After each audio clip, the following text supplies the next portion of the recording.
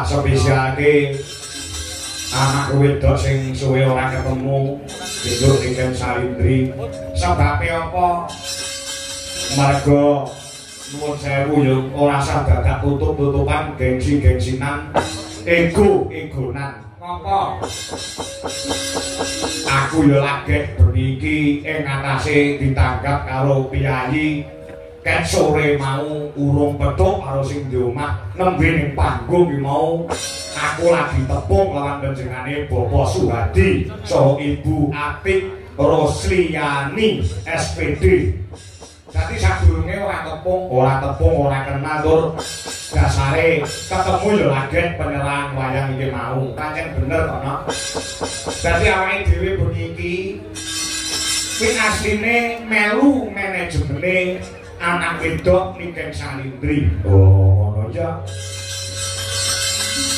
Dadi ora usah dadak. Oh, tenang. Mongko Niken Salindri iki apa jenenge iki wis ngerti dhewe to, Nek. Jenenge wis nebeki jagat. Oh, ngono. Karo dalang sapa-sapa wae tenang kabeh paribasane. Oh, ngono. Nah, kami nuju panjenengane Pak Suhadi saha Ibu Atik. Kuwi fanatik menang anak wedok sing Niken Salindri. Oh, ngono. Tapi kan pokoknya kula nanggap jenengan dalange anjing jenengan paringi sapa-sapa gelem. Oh, heeh. Lah kebetulan anak wedok kuwi nek karo aku wis kaya bapak karo anak. Oh, ngono ya.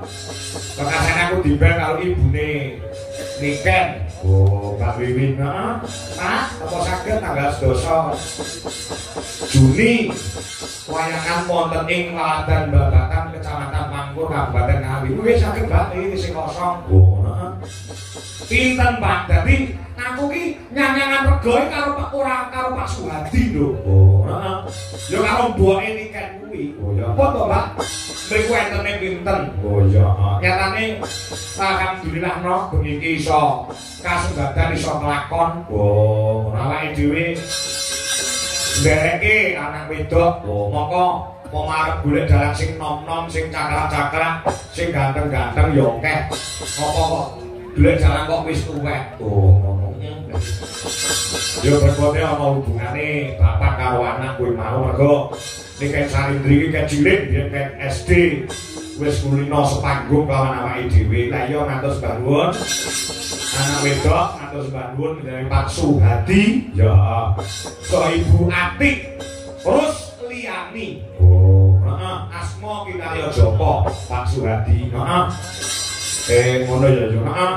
Nadyanto aku nembe saklebatan pinanggih ketemu lawan jane Pak Suhadi nitik saka jenenge wis terbukti lho. Oh, Suhadi, Sugi tegese sugiye ora dienggo dhewe ning sugiye kanggo masyarakat terbukti pada malam hari ini gelar wayang kulit dalang anom Dwi Sukangko dan Niken Salindri iso ngrawuhne warga masyarakat ana ing Babatan. Mula tepuk tangan buat Pak Suhadi sakeluarga. Kaya ngono ya yo. Heeh. Suwi tegese sugiyo ora dienggo dhewe, ora dienggo dhewe. Dienggo nyenengke lawan tangga teparo, dienggo nyenengke lawan kala kabeh pendemen budaya. Dasare duwe gawe unduh manten telung bengi tontonan ra mandeg. Oh, heeh. Wingi kae campur sari. Oh, heeh. Mau bengi yo campur sari bengi iki minangka puncak acara wayangan. Oh, heeh. selain gawe senenge wong liya utawa dana rasa lan kabeh para warga masyarakat juga berbagi rezeki. Oh, nah. Aku mau ketemu karo panitia Pak Kanggo saestu wah niki wah sing dodol niku kuwatah. Nah, iki berarti menjadi Pak Suhadi juga menghidupkan UMKM. Nyatane sing dodol yo pirang-pirang, tur racake yo rezekin kabeh. Oh, ngono ya iya. Luar biasa sing dodol yo melu laris. Aku mumpung arang-arang sowan ning nggon Pangkur, daerah Pangkur no. Oh, ngono. Iki jane rahasia ning gandeng aku tresno karo wong kene. Iki tak tokne rahasiane. Apa? Perkara wong dodol supaya dagangan cepet entek. Kuwi asline aku duwe ilmune. Nyatane aku dadi dalang ya alhamdulillah apa-apa iso leren. Oh, ngono. Ana ilmune nggo dodol apa wae supaya dagangane cepet entek, cepet laris. Ana posone utawa tirangate dipasoni pitung Senin, pitung Kamis ora entuk pedhot. Dodol apa wae bakare cepet entek dagangane. Nalika ngeler dagangan apa wae kuwi gedhog lemah ping 3 maca bismillahirrahmanirrahim ping 3 wekasane kuwi diwacani surat Al-Fatihah ping 3 wekasane maca mantra Jawa Semar Dasar Gareng Eneng Petruk Celuk-celuk sing dodol Sri Kandi sing ngukoni Janaka kuwi anggere kulane 1000 nek ngedoni 500-an cepet entek. Kuwi cak kere nek iki. Lan ngono.